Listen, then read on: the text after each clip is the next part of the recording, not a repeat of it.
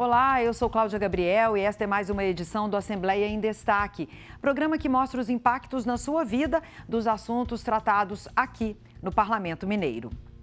Hoje nós vamos conversar sobre barragens e sobre a população invisível que sofre as consequências da atividade mineradora e dos rompimentos das estruturas em Mariana e Brumadinho.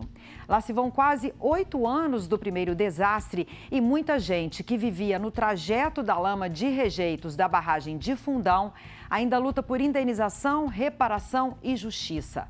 Muitas pessoas sequer são consideradas impactadas pelo maior crime socioambiental da história do Brasil.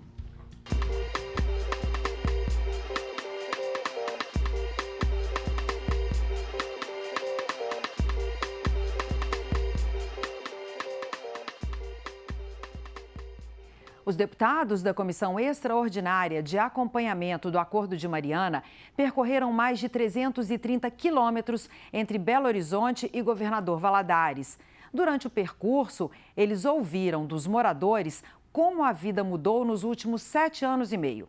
E eu começo esta edição com alguns relatos. Todo ano alaga aqui até 2 metros aqui, os 2 metros que tem lá, que soterrou e aterrou o fundo do leito do rio, joga e pega aqui. Aqui mais ou menos ali deve ter 1,20 m, mas lá mais para frente tem lugar que chega a 2 metros. Nós perdemos nosso direito de pescar, de se banhar, de ter toda a nossa convivência espiritual sagrada para com o rio. Não tivemos como usar a pesca mais, como a gente usava, né? O peixe, como era para a gente comer e vender, a gente não pode mais. A cultura nossa, nossa tradição de banhar no rio, né? Dos costumes dos indígenas, a gente não pode obter mais, porque foi cortado, a gente não pode entrar no rio e banhar mais. O rio está assoreado, os peixes estão contaminados, que a gente não pode comer dos peixes, nem tampouco banhar nessa água. E o resto que nos sobra, que é a agricultura, está sendo estragado com o acúmulo de rejeito. Que toda cheia, a gente era acostumado com cheia, mas toda cheia trazia o quê? Era matéria orgânica, banca de areia e matéria orgânica. Hoje em dia vem rejeito. Pois é, eles são moradores de cidades, aldeias e comunidades ao longo do Rio Doce, que receberam grande parte dos 62 milhões de metros cúbicos de rejeitos de minério que escoaram da barragem de Fundão, em Mariana. Um crime socioambiental que até hoje está sem resposta. Tanto é que está sendo elaborado um novo acordo para reparar danos e indenizar os atingidos pela barragem. De acordo com o procurador da República e coordenador da Força Tarefa do Rio Doce e Brumadinho, Carlos Bruno Ferreira da Silva, as empresas Samarco, Vale e BHP Billiton, donas da barragem de Fundão, não cumpriram as medidas reparatórias, compensatórias, socioambientais e socioeconômicas estabelecidas no acordo firmado em março de 2016. O acordo criou a Fundação Renova, que passou a ser responsável pelas reparações. Nas palavras do procurador da República, Carlos Bruno, a Renova é um completo fracasso. Os moradores da primeira comunidade varrida do mapa, Bento Rodrigues, até hoje não voltaram a morar ali nas casas que deveriam ter sido reconstruídas pela Renova. E esse é apenas um exemplo. O rompimento da barragem de Fundão, em Mariana, é repleto de superlativos. Do volume de rejeitos de minério despejados sobre cidades e vilarejos, ao total de processos na justiça contra as empresas Samarco, Vale e BHP Billiton. Do descaso com a vida e com a natureza ao desrespeito às leis.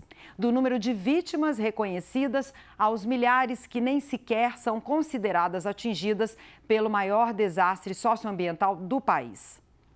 Olha só o que a dona Djanira da Silva, moradora ribeirinha do Rio Doce, perto de Mariana, contou à equipe de reportagem da TV Assembleia. Nós tinha cascaio, areia, lenha, tudo desse rio que nós poderia agora ter, não tem. E eles, em vez de dar uma coisa, um direito digno para os atingidos, não dá. Os atingidos estão aí. Eu só falo que uns eles falam que não merecem. Esse aqui não encaixa nos requisitos nossos, esse aqui não pode receber, mas pode, todo mundo tem direito de receber. Imagina sua casa ser atingida por um tsunami de lama e depois ser derrubada pela empresa responsável pelo desastre. Agora pense que o fim de mais de 7 anos de espera é a notícia de que você vai ter que construir a sua nova casa. Essa é a situação da Márcia Mari Silva e de muitos outros moradores de Gesteira, comunidade do município de Barra Longa. Ela está indignada. Eles demoliram a nossa casa. E agora eles querem que você te dá o dinheiro para construir? Como é que... Agora eles querem dar essa mixaria para a gente construir. Ué, então é nós que então tá parecendo que quem... Eles que fizeram o crime e é nós que temos que arcar agora, sendo que a gente já tinha nossa casa. Nós não vamos aceitar isso nunca. Nós mineiros sabemos que o período de chuvas no estado é sinal de alerta para enchentes.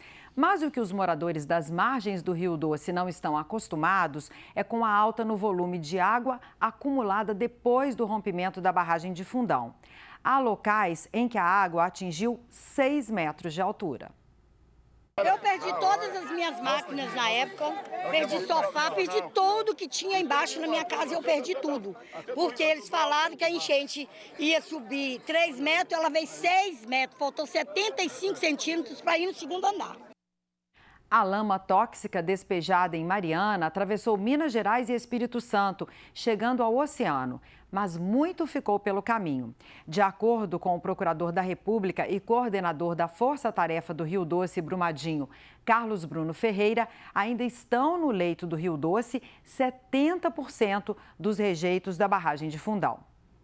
E ele ainda citou estudos que mostram que, se isso fosse retirado do fundo do rio, seria preciso ter um espaço do tamanho de 2.000 campos de futebol. Para usar uma outra comparação, o equivalente a 86 vezes a área do município de Belo Horizonte para depositar todo esse material tóxico.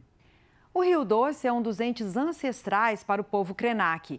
O Atu, como o rio é chamado pelos Krenak, é a base da espiritualidade e cultura desses indígenas. Numa entrevista para a rádio da Universidade Federal de Minas, em novembro do ano passado, a liderança indígena Shirley Krenak, cofundadora da Articulação Nacional das Guerreiras da Ancestralidade, afirmou, abre aspas, é muito difícil olhar todos os dias para essa água e não poder tocar no rio, porque ele se encontra morto para nós. Mataram a essência do nosso Atu. Fecha aspas. O modo de vida Krenak foi atingido de várias formas. As aldeias às margens do rio têm sido impedidas de realizar a caça, a pesca e muitos de seus rituais sagrados. Até hoje, eles recebem água de caminhões-pipa e as crianças nadam em caixas de água. Debaixo da lama de outra barragem da mineradora Vale, que rompeu em janeiro de 2019 em Brumadinho e matou 272 pessoas, há destruição e muita burocracia. A empresa que tirou tudo de todos faz exigências para que as pessoas provem que são atingidas pelo vazamento de 12 milhões de metros cúbicos de rejeitos de minério. Assim como as vítimas de Mariana, a reparação ainda não colocou um fim no pesadelo para os sobreviventes de Brumadinho. Comunidades quilombolas e aldeias indígenas estão sendo obrigadas a obter um certificado que comprova que são povos originários e tradicionais. Exigência que contraria uma convenção internacional da autodeclaração dos povos. Por uma determinação da Convenção 169, que é um instrumento normativo mundial, e pela Constituição Federal, eles precisam ser atendidos mediante o protocolo de consulta deles, para que seja garantido que eles estão compreendendo as ações de reparação, que eles concordam, que essas ações elas dialogam com a realidade e com as necessidades próprias deles. Quando se propõe um modelo de reparação que não vê a subjetividade deles, isso é mais uma forma de violência, não é uma forma de reparação. No início do século XIX, existiam no interior de Minas Gerais 555 minas de ouro e diamantes. Elas foram catalogadas pelo geólogo alemão von Eschwig. O relato está no livro Escravidão, de Laurentino Gomes, que fala também da impressão que a paisagem devastada pela atividade mineradora provocou no botânico francês Auguste de Saint-Hilaire.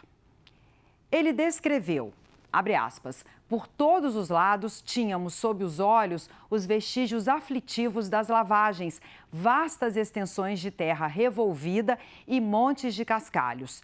Tanto quanto a vista alcança, está a terra revirada por mãos humanas, de tanto que o sonhado lucro excitou o desejo de trabalhar. Fecha aspas. 2 séculos depois, a paisagem vista hoje é diferente na extensão e no registro de potenciais tragédias.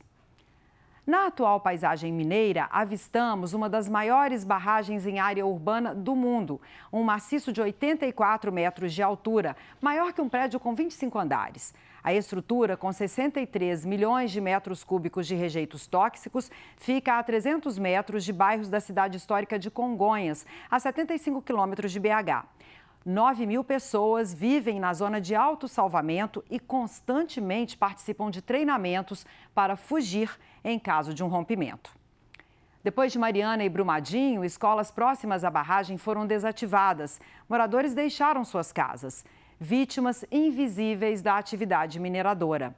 De acordo com um estudo da Secretaria de Meio Ambiente da cidade, se isso acontecer, Congonhas praticamente seria destruída. A represa sul superior da mina Gongo Soco, em Barão de Cocais, na região central do estado, também não se rompeu. Mas em fevereiro de 2019, as sirenes de alerta tocaram. A Vale retirou 500 pessoas que moravam na zona de autossalvamento e elas vivem até hoje em hotéis. O medo de um desastre tira o sono e a saúde de muitos moradores. E o trânsito intenso de caminhões na cidade está provocando rachaduras nas casas. Essas pessoas não são consideradas por parte da mineradora como atingidas por barragens, assim como centenas de outras por todo o estado. Minas Gerais já era grande antes de Brumadinho e Mariana. Pós Brumadinho e Mariana, Minas Gerais passa de 1 milhão de pessoas atingidas por barragens. Dessa, menos de 20% são reconhecidas de fato pelas empresas. E as que são reconhecidas são muito mal indenizadas, inclusive. Então temos uma situação muito séria, que é a violação de direitos dessas populações em Minas Gerais. O projeto que deu origem à Lei da Política Estadual dos Atingidos por Barragens foi apresentado em abril de 2015, 8 meses antes do desastre de Mariana. Foi muita discussão aqui na Assembleia até a aprovação no fim de 2020. Estão nessa lei ações que devem ser feitas antes e durante a instalação ou desativação das barragens.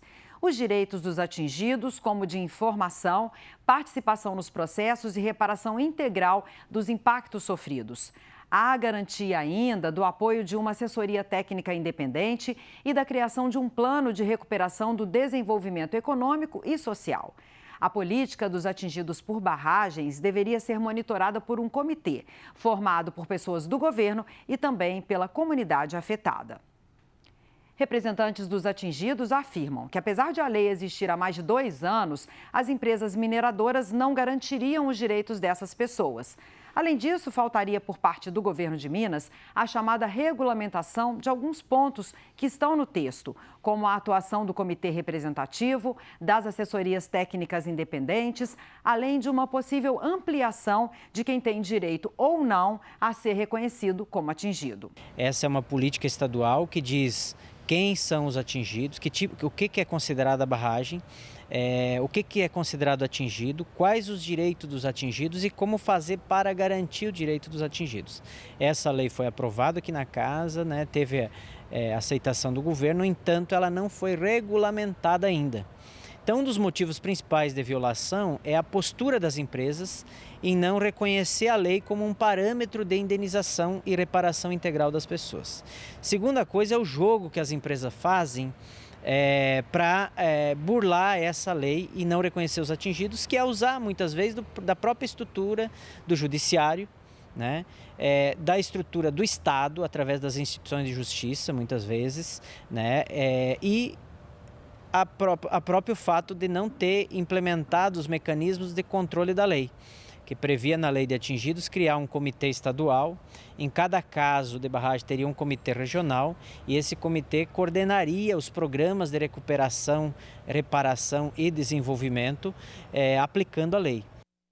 O governo de Minas criou um grupo no fim do ano passado que teria a missão de trabalhar o texto do decreto que definiria melhor alguns pontos da política. Nós procuramos representantes do governo. O objetivo era obter informações sobre a previsão do fim desse trabalho e sobre quais pontos o decreto iria falar, sobre quais pontos o decreto iria tratar.